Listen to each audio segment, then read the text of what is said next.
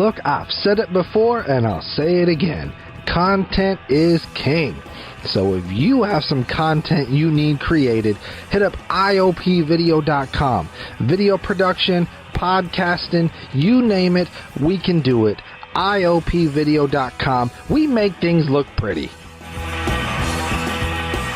Ladies and gentlemen, boys and girls listening all around the world, I present to you this brand new spin-off voice party program introducing short movie reviews by The Voice Party. Reviews are back. 20 minutes to let.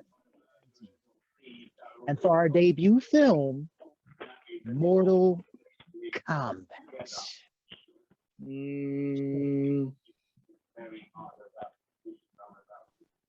Your thoughts, JD? Your initial reaction? Because you don't seem too excited there, Jadel. You really don't. All right, okay, here's the thing. Here's where I fucked up.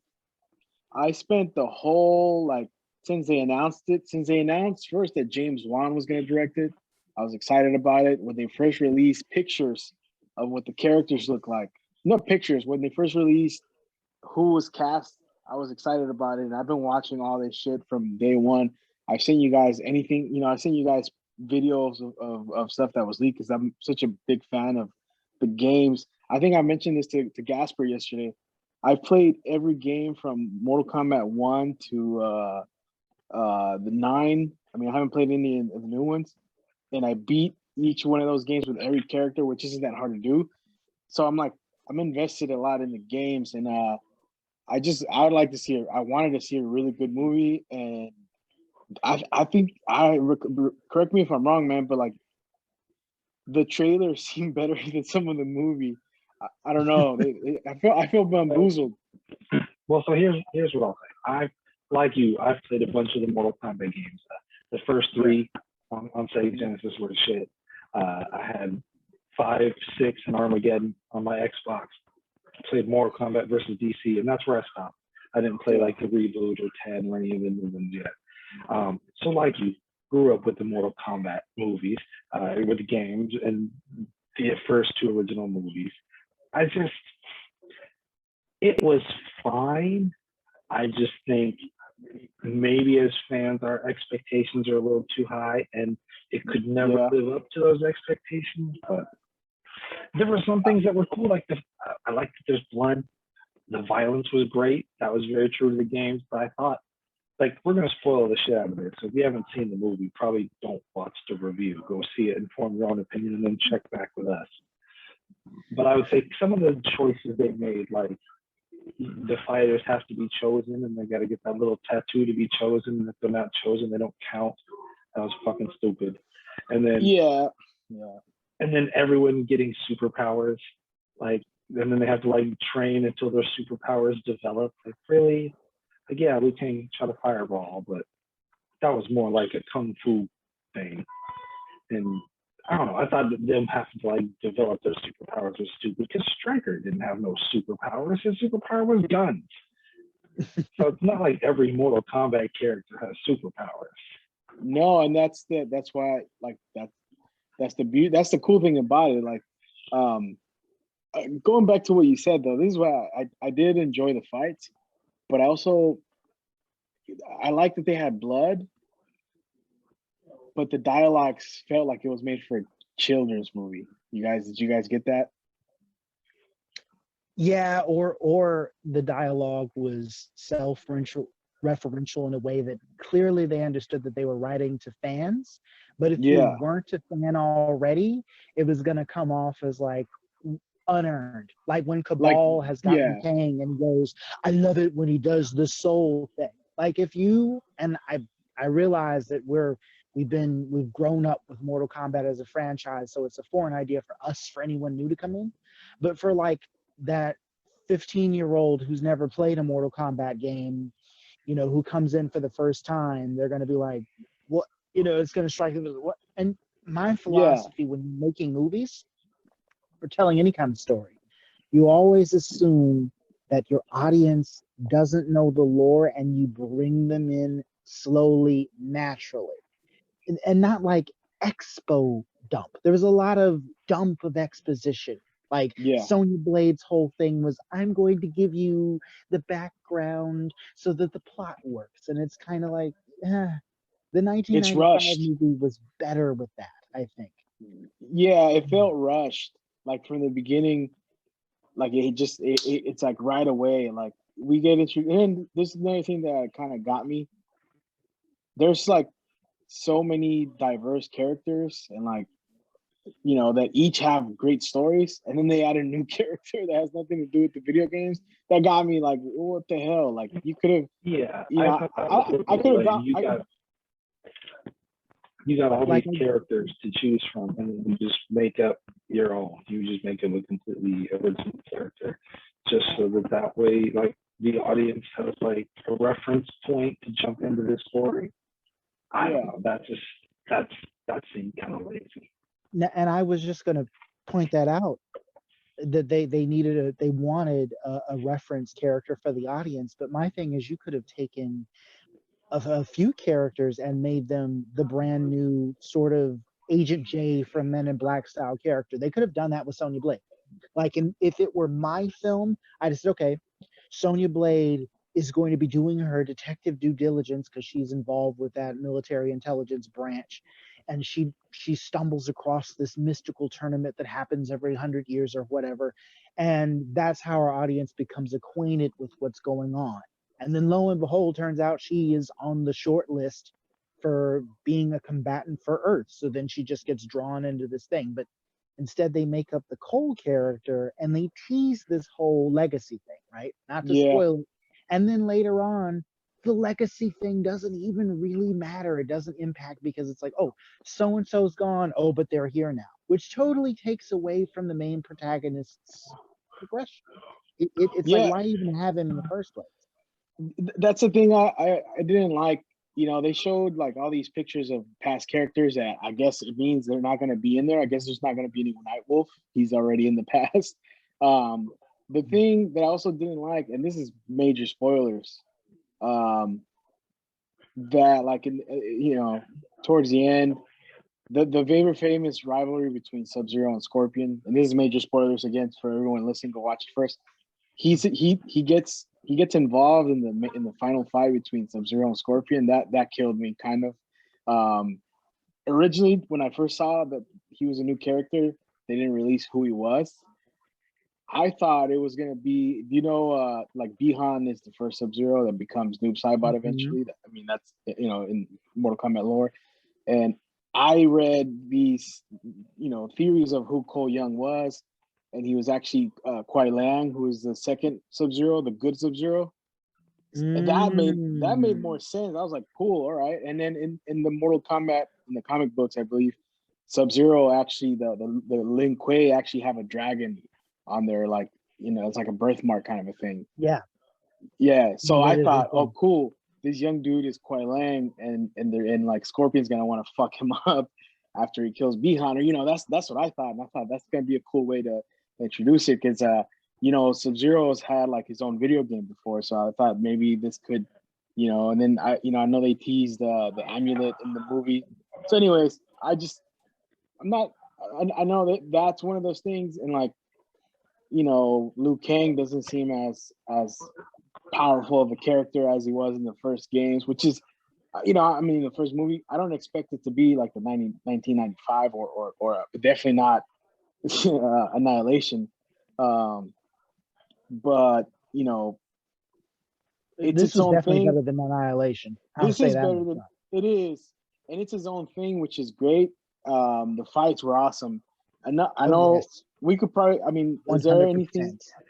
100%. What is some things that you guys really did appreciate though? Like, that you did like.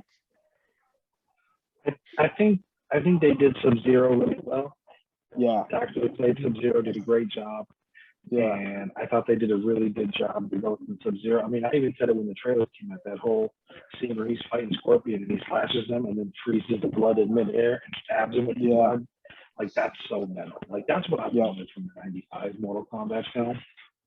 So it was nice to finally get that brutal, because that's what Mortal Kombat was known for. Like, it wasn't like your tight, complex fighter like Street Fighter was back in the day. It was more about the violence and the blood and the fatalities.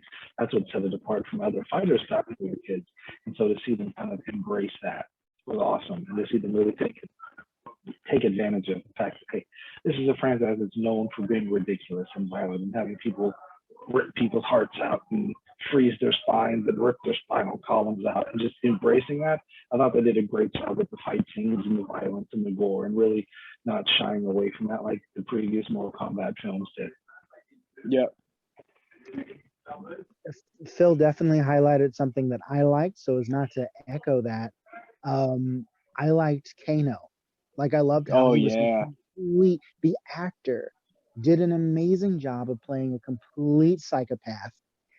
And you believe that this guy is a gun runner for the Black Dragon clan and would totally sell people out at the drop of a dime. And it's very fitting what happens in the end of his arc.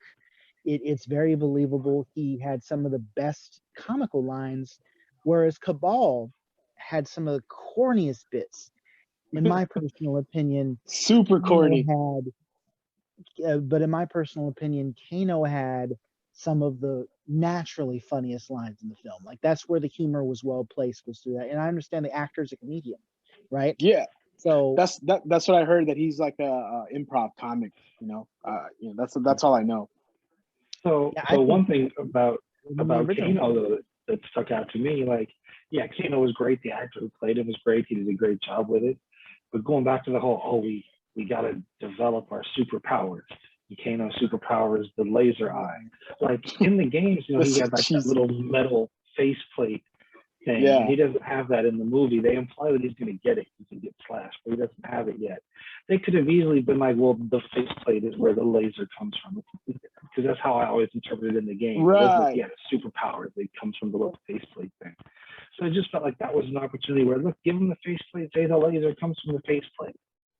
He could have had that from the very beginning. That's another thing too. It's like, what Jack's superpower is to like create fucking robot arms. That was ridiculous. That was like the lamest. I kind of lost it at that point. Like, oh my god, like, come on. Sadly, that's one thing Annihilation did better. I can't believe I said Annihilation did something better. Was Jax's origins, where even though we don't really know how he ends up in the lab, the implication is that he did it to himself. He did it to himself, and he actually still had his arms underneath. In Annihilation, he still had his arms underneath. Oh, right. Yeah, because he pulled the sleeves off at the end. That's right. But at and least he killed Mataro.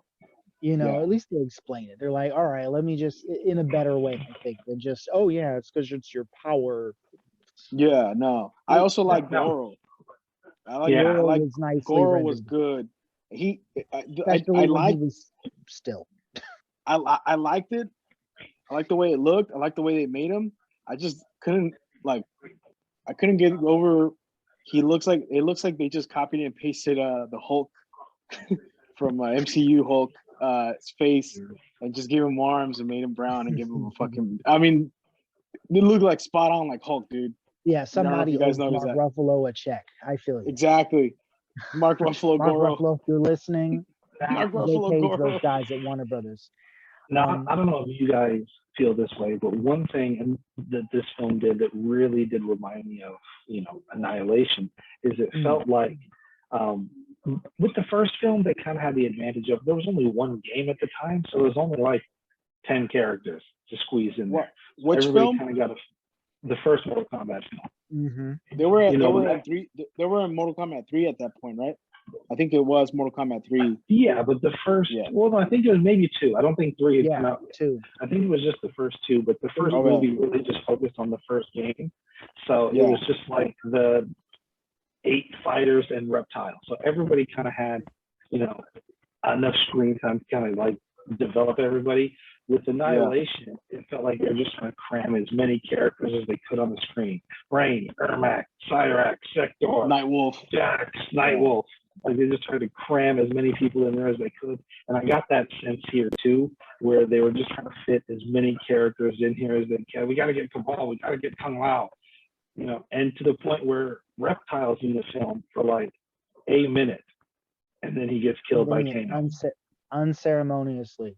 I may And add he's that. not he even got a done. ninja. It was almost worse than Thor's friends dying, the Warriors 3 in Thor Ragnarok. You know, the way that they just, I mean, except for Lady Sif, but the two remaining characters got killed off like their deaths meant nothing. You know, it was kind of unfortunate. And they didn't even get a chance to build Reptile. But yeah, and Reptile's story is pretty dope, and also they didn't show like his. I mean, I guess in the video games he's like full blown lizard now, but like they showed how he progressed from ninja Reptile in this, since this is the first movie of this franchise. I'm not this franchise, but this series. It would have been good to start him off with the ninja look, and then because it's like fucking just since Steve Irwin to get this guy, you know. Yeah, because in the first 3 Mortal Kombat games, he was human. He didn't start turning into a reptile, I think, until like 4, and then by the time you get to like Deception and Armageddon, he's like full on reptile. But he did start out as human and slowly transform. So yeah, it would have been nice if we would have seen something like that, because even the first film did that, where he had a human form he fought with when he fought Raiden. Mm-hmm.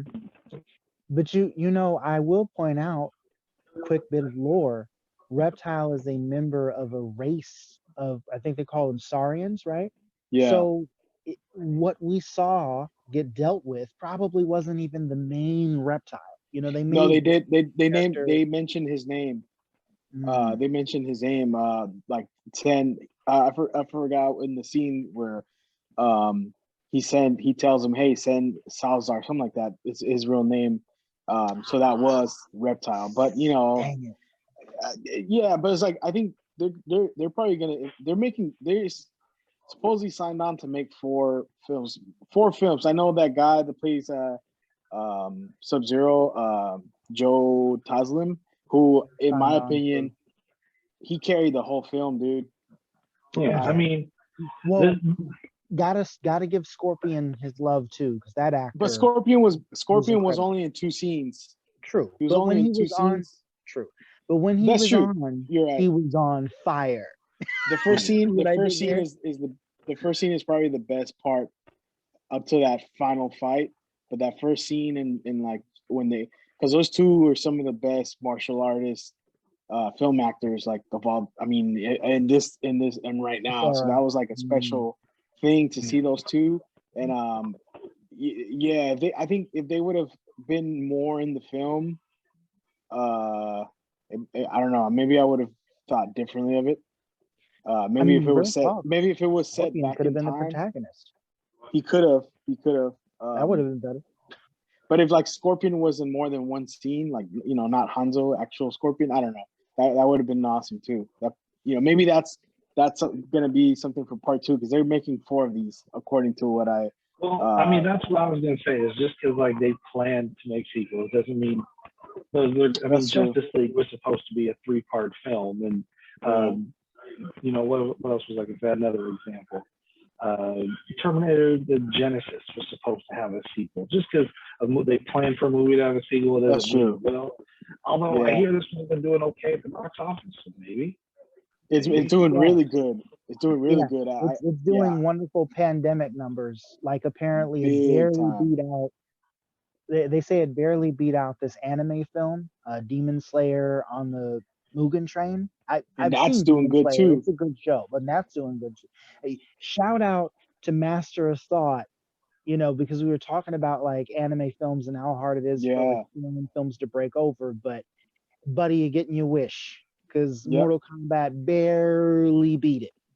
Yep. And I haven't seen it, but I plan on seeing it at some point. So I will say this about the film, man. Like, okay, I couldn't. Obviously we plan to watch it in my place with you guys. You know, that day. As soon as the clock hit 12, I couldn't fucking wait. I watched it on my phone, dude. And you know, then that's what I was feeling.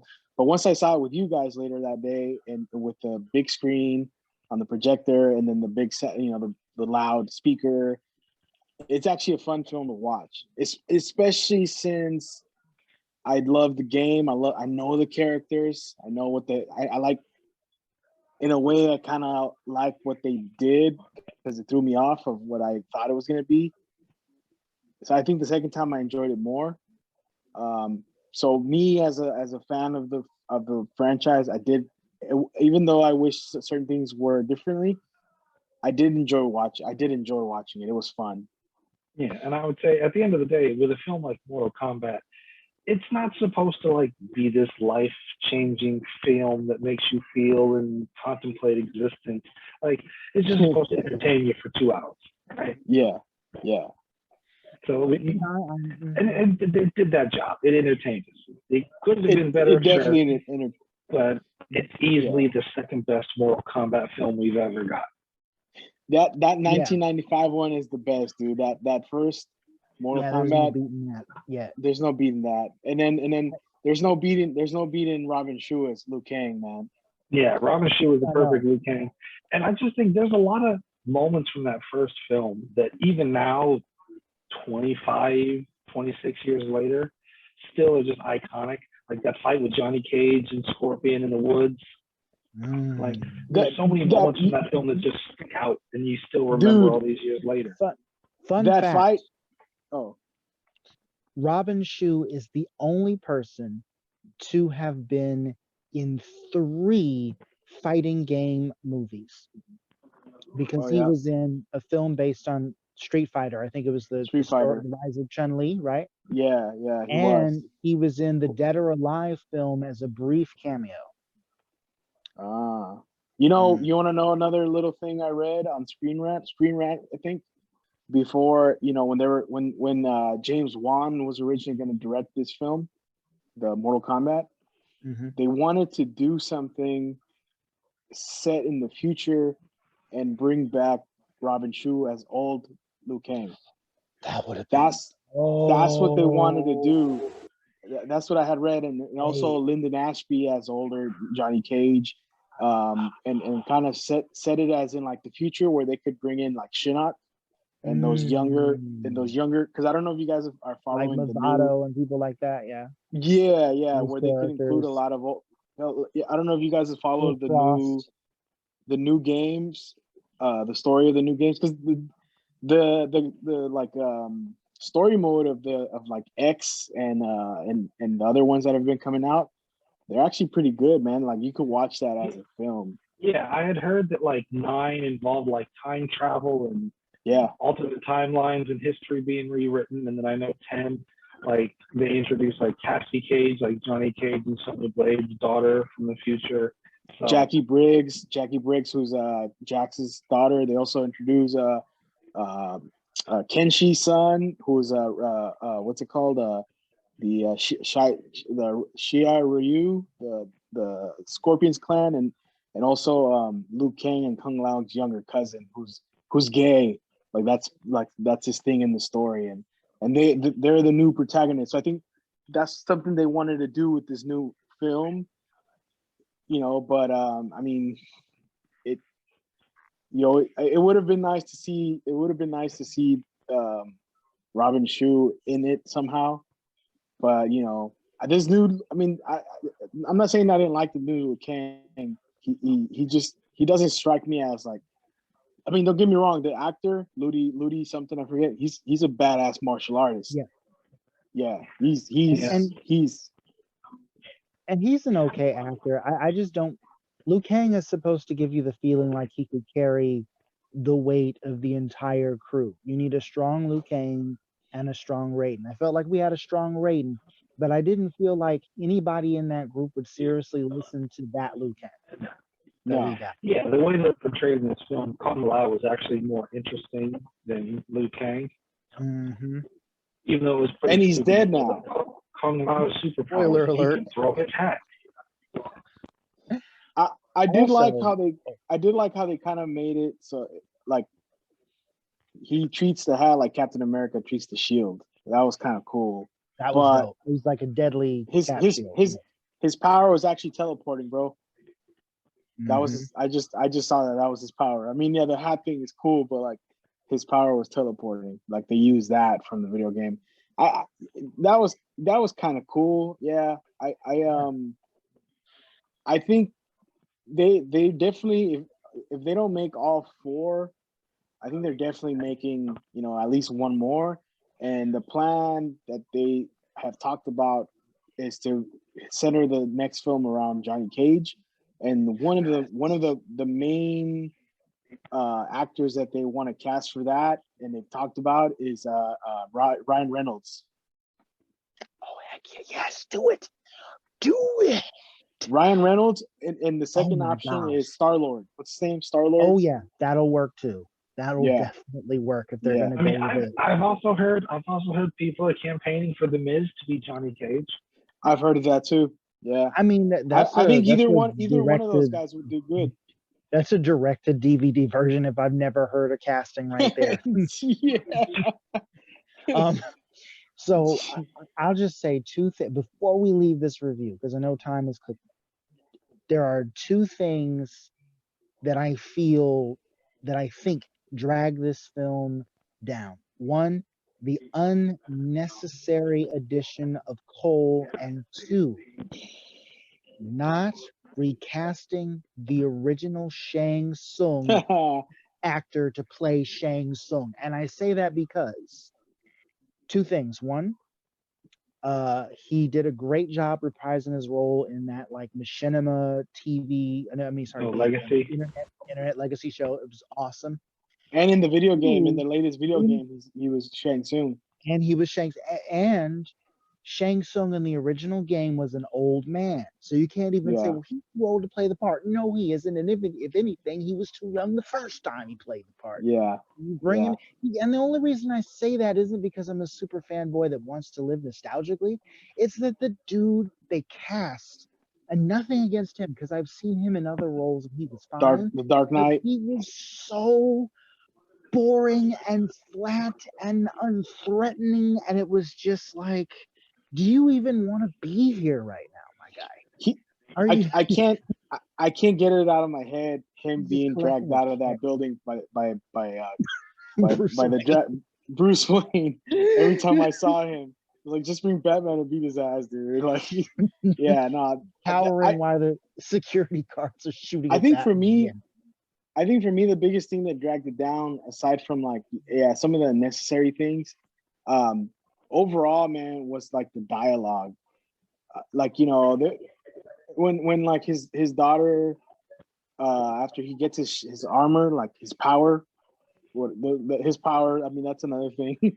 But after he gets his armor and like he saves his family from Goro, his daughter, you know, after nearly dying from like this creature that she's never seen before, her first words are "badass suit, dad," and it's like, I was like, oh man, I cringed so hard at that. Also, when Cole Young offered to help Jax fight Sub-Zero, when this fool was like, he doesn't even know what this guy's capable of. He knows he was so afraid to get into a stranger's car. It's like, you know, save me. But then he's like, no, I'll help you fight him. Like, dude, didn't you see he was making it snow on your family? And I don't know. I just couldn't get past some of that stuff, man. It just seemed like the dialogue seemed very direct to DVD style dialogue. Like, whoever wrote this shit, man, super cheesy. And I'm coming for your job, whoever wrote this. But I will say, Hiroyuki Sanada, Joe Taslim, and I didn't like the character. The actor was kind of cool, but like, you know, and then Kung Lao, and especially fucking Kano, they saved the movie for me. Yes, they did. They saved it big time. And Sonya was good too. Sonya was solid. They just didn't give her that much of a like, you know, I feel like she didn't really have lines, and you know, as soon as she kills Kano, she's got her powers. Like, she didn't have to fucking fight for her shit. It just came right away. Like, you know, there's little things was exposition and info dumped with her. Bless her heart. The actress did what she could, what she had, though. She did good. I like, yeah. But yeah, aside from that, like, Sub-Zero was probably the best. He if anything, I think for villains, he's probably one of the best villains I've seen in you know, in the last year as far as movie goes. Like that was a scary villain. Oh yeah. Yeah. So that's what saved it for me, and that's what those are the things that ruined it for me too. Yeah. I mean, real talk, I would have paid to see a movie all about Sub-Zero and Scorpion and where they're Yeah. beefing. Like the With like scene where he 4 or shows 5 up, characters.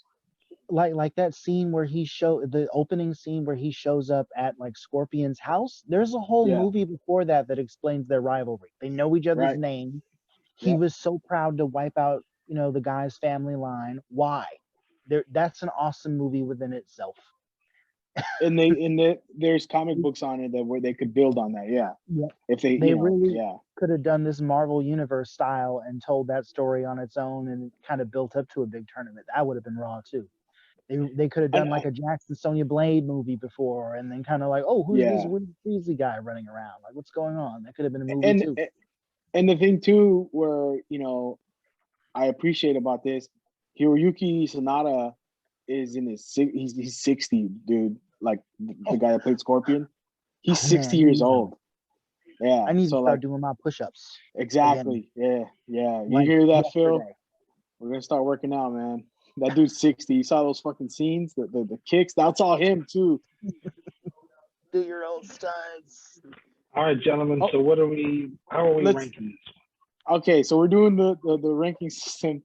This is a voice party. We're doing the 0 or out of 10 or 1 out of 10, 10 out of 10 balloon rating system. It sounds stupid, but you know what? This is the voice party. What goes with parties? Balloons. And the more balloons, the better the party. So from 1 to 10 rating system, what do you got, Phil? Overall. I'm gonna give it 6.5. 6.5 balloons out of 10. 6.5. That's cold-blooded. What about you, Joaquin?